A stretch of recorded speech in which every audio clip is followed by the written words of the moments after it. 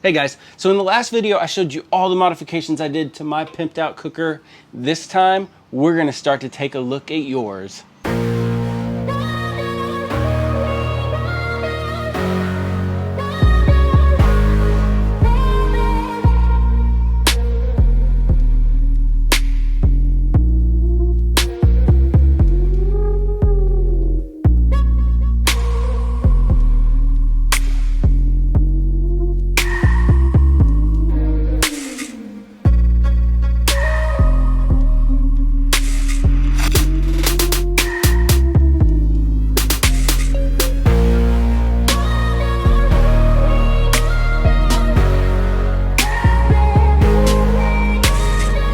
Welcome back to Baby Back Maniac. This is Pimp My Grill episode 2, where you show us your awesome cookers and the rest of us go, dude, that's awesome. So later on in this video, John is going to show us an ingenious way to mount a 26-inch kettle in a table. Jonathan's going to show us his modified Weber Smokey Mountain and possibly why the Darwin Awards are still a thing.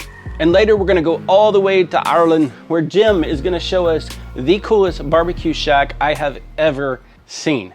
Y'all, this is cool. But first, Dave from Dave's Ohio BBQ is gonna show us how he made a pizza cooker out of a beer keg. Hey Justin, it's Dave from Dave's Ohio BBQ. Congratulations on 50,000 subscribers. In a recent video, you asked fans to send in modifications that they've done to grills and smokers, and everybody knows I'm your biggest fan. Oh boy, it finally came. I'm so excited. I've been waiting for this forever. Oh, I hope it's as...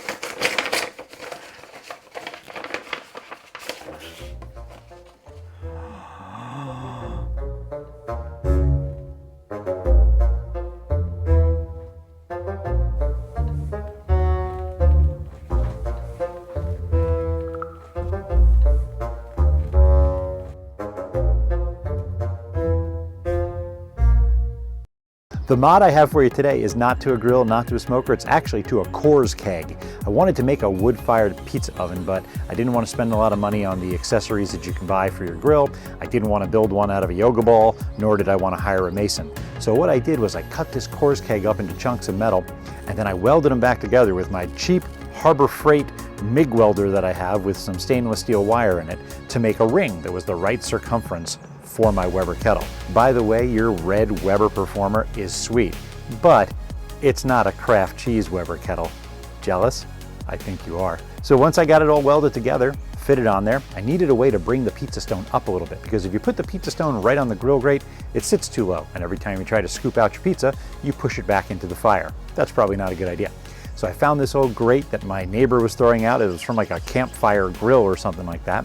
Modified that a little bit, and then I found a pizza stone that fit perfectly in the grill. It's actually made for a Kamado Joe, but I just took it, I cut off the back edge so that I can still feed logs and stuff into the kettle.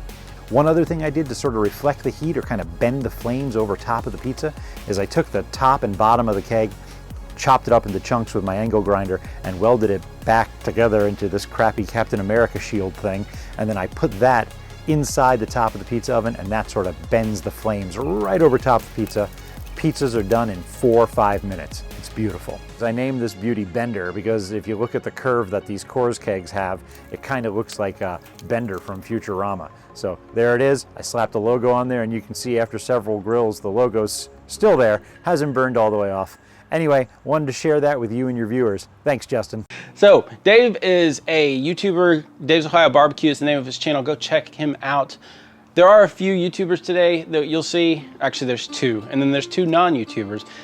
Yeah, this is open to anybody, guys. In fact, this next guy, John from California, is not a YouTuber as far as I know. If he is, he didn't tell me. But check out what he did to fit his 26-inch kettle in a table. He's got a smart wife. Hey Justin, and all you barbecue baby back maniacs, boy, say that 5 times fast. Anyway, you posted a video on pimping out your grill, your kettle. About 2 weeks ago, I decided to do one of mine. I got a 26-inch Weber kettle, and I was looking to see how to put a table together for it. I saw a lot online. It was 2x4s, 2x6s. Some folks welded theirs. It was pretty cool. But I just didn't care for the designs. The other day, my wife and I were at IKEA, and she saw a table that she said, why don't you cut a hole in this thing and put your Q in there? So I did. So let's see how it looks. So there's the finished product. It's a outdoor picnic table that is designed by IKEA and sold there. I think it was 150 bucks roughly. And all I had to do was cut a hole in the one side of it and then just nestle the barbecue right down in it. It's sitting in there in its own weight. It doesn't move around. The only issue I had was right where the wood and the metal connect. And for right now, I just used some firebox insulation tape. It's like a little rope. It's 5/8 inch thick. And I just screwed it in with some flathead washers on the perimeter to hold it against the edges of the wood. It right where the metal meets that insulating material between the metal and the wood, the metal gets to about 750 degrees depending on how much charcoal I have in there. And the wood, I used a laser thermometer on there. The wood has gotten no higher than 120. So if it was a hot day, theoretically the wood could get that hot. I've seen no indication of heat damage to the wood or anything of the sort. I intend to maybe come up with a different plan on how to do this, but for right now it's working quite well. I'll zoom in on it and show you what it looks like. It's like a rope material. Hard to show here, but it goes all the way around the perimeter, and there's been no issues. The wood is not discolored, and it, like I said, it stays under 120 degrees on the edges of the wood. Right in this area here is where I did the measurements, and then right on the kettle itself. And I had a lot of coals in there just to test it. I really fired this thing up. It was well over 1,000 degrees inside. Anyway, if anybody wants to ask me any questions about it, Justin, I'll give you my email, and you could post that if you wish. All right, folks, that's it. Awesome setup, John. I love it. The 26-inch kettle in the table is the dream we've all been dreaming about. I don't know why Weber doesn't just make it, but you did, and congratulations, you married a freaking genius. You can tell her I said that. I will put his email address in the description box below if you guys have any questions, like he said, at least until he asked me to take it down. Now this next video is from Jonathan, and you know what I like about Jonathan? He just gets me, right? Like when I said, hey, I need to modify my Weber Smokey Mountain, he didn't ask me a single question. Do you seriously need to modify your Weber Smokey Mountain? Just throw some meat on and quit being such a fanatic. Why would you ever need to modify a perfectly good cooker?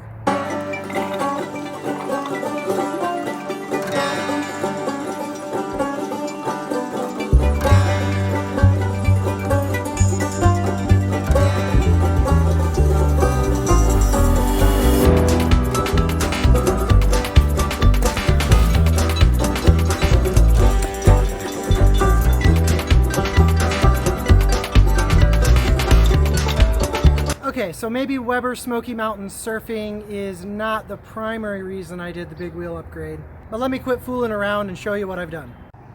Of course, I've got the boring stuff that you guys have all already seen, like the hinge kit that goes on the lid, but boring or not, man, does that baby prove useful. I've also done the rust and calcium upgrade on my grill grates. This is probably the lengthiest upgrade I've done. It takes about 2 to 3 good months of non-use to build up to something like that. Down in the belly, I have done the doubled up crisscrossed Weber grates. But let's talk about the more exciting stuff. I decided to trim mine out with the galvanized industrial looking steel pipe from Home Depot, a paper towel roll, and a tool holder. You can use these in any variety of ways. The permutations and combinations are infinite once you start getting into this galvanized steel. Of course, last but not least is my awesome wheel kit.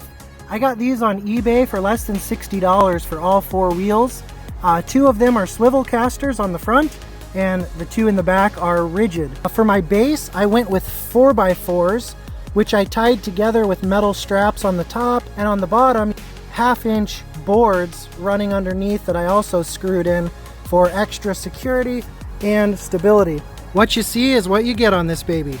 A nice 22.5-inch Weber Smokey Mountain with the off-road kit and galvanized steel handle and tool hanger package. I do have full videos on my channel of how I did the upgrade to my Weber Smokey Mountain. So if you want to see those, check out Texas 2.5 Barbecue channel and look for my Weber Smokey Mountain playlist. Thanks to all of you who watch my channel at Texas 2.5 Barbecue, and a huge thank you to Justin at Baby Back Maniac for letting a bunch of us throw together some quick videos of Weber Smokey Mountain modifications. Hope you enjoyed. Smoke on. Thanks, Jonathan. That was fun. Y'all go check out his channel. He has got a goal of reaching 100,000 subs in the next year, and if so, he's going to give away a Lone Star Grills offset smoker. Pretty cool.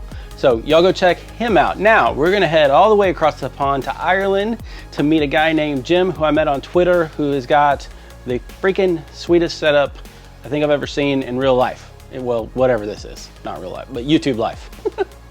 Hi guys, I'm Jim, also known as OnlySlaggin on Twitter, Facebook and Instagram. I'd like to thank Justin at Baby Back Maniac for asking me to do a quick video and tour of my barbecue shack. So if you want to follow me and we'll have a look around the shack.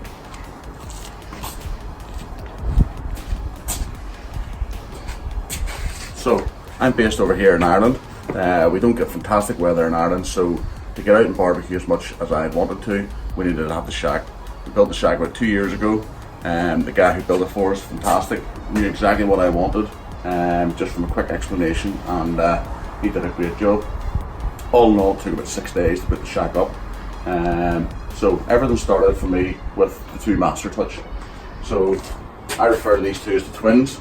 Got them both on the same day, and then I built this shack, the surround should I say, for the Master Touch.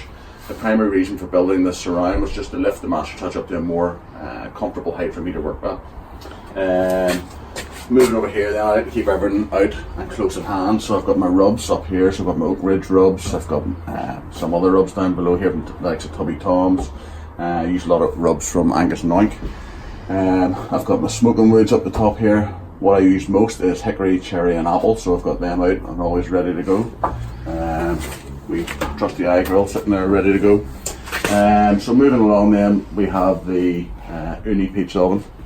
So I started off with the Uni 2S, which was a pellet pizza oven, and I upgraded then to the Uni Pro, primarily for the ease of use with charcoal and wood, and I prefer working over charcoal and wood. Coming down here then, I picked this up at the local antique store. So that's for wrapping my briskets and holding on with my butcher's paper. I got the old butcher's block, that was out of a barn. A guy had that line in his barn, and just happened to get chatting to him, and he said it would be available for sale, so I went ahead and bought that off him. Moving across into the other side, what have we got? So this is a recent addition to the shack, so it's just basically a foldable shelf or a foldable worktop. It gives me a bit more space for during the summer months whenever all our seating's outside. I can undo the chains in this here, and this will all fall down and lie flat, so I can move the seats inside, keep us out of the rain. So moving along here, I've got the wee BBQ. So I have been doing a lot of sort of tours out around the coast of Ireland, trying to get some nice scenic spots to go out for some picnics and barbecues with the family, and the wee BBQ is brilliant for that. So I take that with me quite a few places, that and the wee Go Anywhere down below. Two awesome bits of kit. I also have the Thuros T1.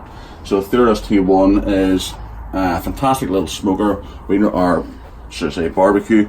We normally have that sitting on the table outside when we have friends and family over, and it's great just to skewer some meat, sit there and do a few wee kebabs, maybe do some curries in a Dutch oven, that type of thing, but sitting outside where everybody's able to sit around and chat to each other. Very social little grill. Moving down then, we have the wee baby Weber Smokey Mountain. Doesn't get used as much as it used to, but good solid wee piece of kit. And the big daddy for it is sitting over here, the 57 Weber Smokey Mountain, which is cooking away for our dinner today. Moving along then, we have the Traeger Timberline 850. I was very fortunate. The guys over at Alfresco Barbecue, Traeger in the UK, then provided me with the Timberline to use. Awesome bit of kit. It's just a set it and forget it. There's not an awful lot of work involved in it. Just put your meat in, select the temperature you want, and off it goes. Up on the back wall in here, I keep all my Lodge cast iron. I use an awful lot of cast iron in my cooks. so it's always handy just to have it straight to hand. Coming along then we have the Weber Summit Charcoal. This is an awesome bit of kit. Again, I was very lucky in that Weber UK provided me with this for use. Double insulated. Everything you read online about how good this grill is true. It's awesome. Coming back across here then, so today we have the Weber Smokey Mountain, the big boy, going with some cherry wood, and I'm cooking some ribs. So I'll give a quick spritz here with some apple cider vinegar, but they are hanging vertically inside. Got a lovely colour in there, and they will be coming off fairly soon for us for our tea tonight. So moving along, what else have we got in here? You're going to come in here, so because we use this and the weather's not great here and it can get quite cold, we installed 2 heat lamps up above here. So when we turn these on, and they both operate independently, it's basically like sitting under the sun on a nice day. So we can be sitting in here regardless of the weather outside, and we still have a nice toasty area to be sitting in. What else? So again, I keep a selection of ingredients outside here as well. All my oils, some base ingredients, and if you want to follow me online, you will find me on Twitter, Instagram, and Facebook, and this is me here, OnlySlaggin. Thanks guys. So first off, I want to thank everyone who submitted footage for this video. I really appreciate it. In fact, I got so much footage, I'm not even able to put it all in one video. This has been so cool to see all the creative things that you guys have done, and I'll continue making videos like this as long as you guys want to see it. So if you have something cool, like a really neat cooker that's unique, or you have a huge collection, or you have something rare, or you've got an interesting story, like you fed someone famous or something along those lines, and you want to send me footage, that's great. A couple of things to keep in mind: hold your phone sideways so that we don't get black bars on the side. That's really important. Use no music. I had a couple people sent me footage and it was wonderful. They edited it up with this nice music in the background, but the problem is music is, a lot of it, if you don't go out of your way to avoid it, is copyright protected, which can get me in trouble with YouTube. So just leave the music out, and if it needs it, I'll add it.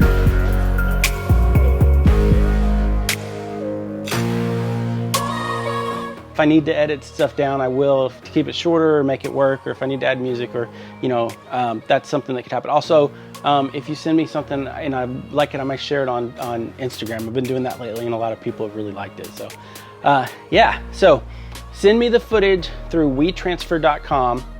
It's a simple site that's set up to send me full resolution video. If you try to email it to me, it won't make it to me. If you try to send it to me, if you try to send me pictures or anything through other social media like Instagram, by the time it gets to me, it's not big enough for me to use on a YouTube video. So email me your pictures. You can email them direct as long as they're full resolution, with a description of what you're showing us. Just like if there's a story behind it, we want to hear it. At babybackmaniac@gmail.com. Send me your footage, your video footage, at babybackmaniac@gmail.com, but do it through WeTransfer.com. It's a very simple site to figure out, and it'll be great. And yeah, let's keep the ball rolling. This is so much fun. I really got a kick out of this, and it's amazing what you guys came up with, and I can't wait to see what comes next. So thanks guys, I really appreciate you watching. Love you, and we'll see you in the next one.